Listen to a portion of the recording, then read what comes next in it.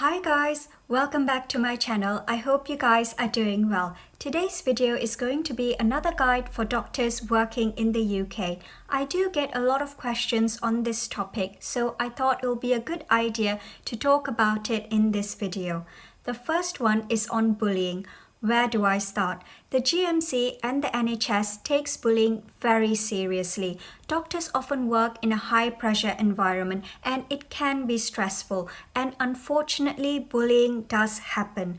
The most common targets for bullying are junior staff members and new doctors, so junior nurses, newly qualified doctors or FY1s. Do international doctors experience more bullying than others?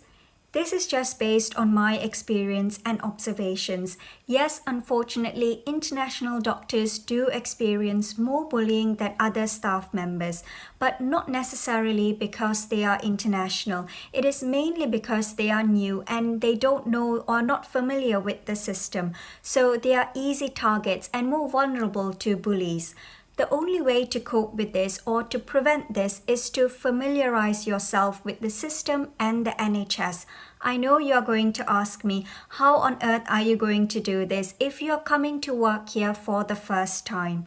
As soon as you start working here, make friends. Get to know another fellow international doctor who has been working here for some time. They will be able to guide you and support you and show you the ropes of working in the hospital. Find someone who you can talk to and who you can confide in. Most international doctors who have been working here for some time will be more than happy to give you the guidance you need, especially in the first few months. You can always find another international doctor. In every trust I've worked in, there were at least 10 to 20 other international doctors. The NHS is full of them. If for some instance you do feel like you are being bullied by your colleagues, your registrar, your consultant, the nursing staff, the rota coordinator, the administration staff, or even other junior doctors. Yes, it does happen. I have seen a surgical registrar being bullied by an FY1. If you ever feel like you are being bullied, make sure you let someone know. This can either be your educational supervisor or your clinical supervisor.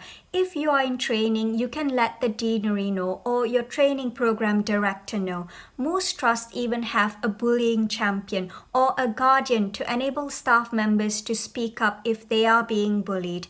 If your trust doesn't have one, consider making up one. It will be a great quality improvement project. But there is help out there. Make sure you seek it. Most trusts and the NHS takes bullying very seriously, and rightly so, because happy doctors provide better service than unhappy ones. The next one is on racism. This is a difficult topic to talk about as it is very sensitive. If you look hard enough, you will find racism everywhere. In education, in politics, in universities. I just tend not to look too closely and I don't feel it. But honestly, I feel more racism in my own country than I do here. So to me, UK is a much better place. And compared to other European countries, I feel that UK is far more acceptable to other races, cultures, and ethnicities. For example, kids here are allowed to wear a headscarf or a turban to school, whereas in most EU countries, you are not allowed to wear anything like that in schools. The best way to tackle racism is to fit in. When in Rome, I know I am going to get a lot of hate for saying this, and some people might disagree, and of course you can, but please be respectful. When I look at myself in the mirror, I don't see myself any different from a fellow UK doctor, and having that mentality really helps.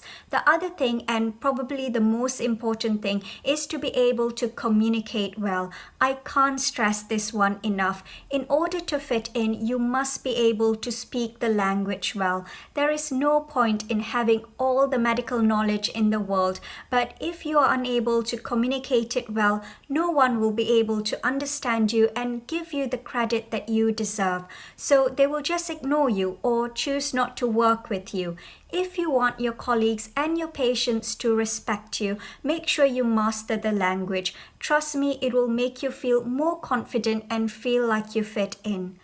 Before I end this video, I thought I will mention a little bit about what the GMC is doing in order to provide extra support for international doctors and BAME doctors. This is one thing that I like about the UK is unlike most other countries, we recognize our faults and flaws and we are very open to talk about it and address it.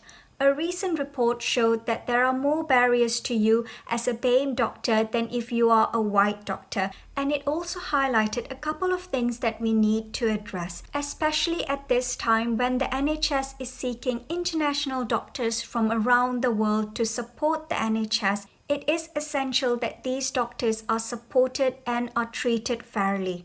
So what is the GMC doing? Basically, the report highlights 3 key areas for improvement. The first one is providing comprehensive support for doctors new to the UK or the NHS or whose role is likely to isolate them, including SAS and locums. The second one is ensuring engaged and positive leadership more consistently across the NHS. And the third one is creating working environments that focus on learning and accountability rather than blame. On a trust level, this is what that is recommended, and most trusts do have this in place already. Basically, a trust should have a bullying championship, have mentors for international doctors, and provide more in-depth induction for international doctors. All of this is meant to provide extra support for international doctors. Because understandably it is hard. Working as a doctor in a high-pressure environment is tough, and to work in a totally new country and a new culture can be very challenging. I will end this video by reading to you what the Chief Executive of the NHS said in this report, which I think sums up this topic. He said, for the NHS to truly be the best place to work, it must take action to treat all staff from all backgrounds fairly. That is all for my video today. I hope you guys enjoyed it. Please let me know your opinion on this matter in the comments down below, or if you have any further suggestions. If you like this video, please give it a thumbs up. Subscribe to my channel for more videos, and I'll see you in my next video. Bye!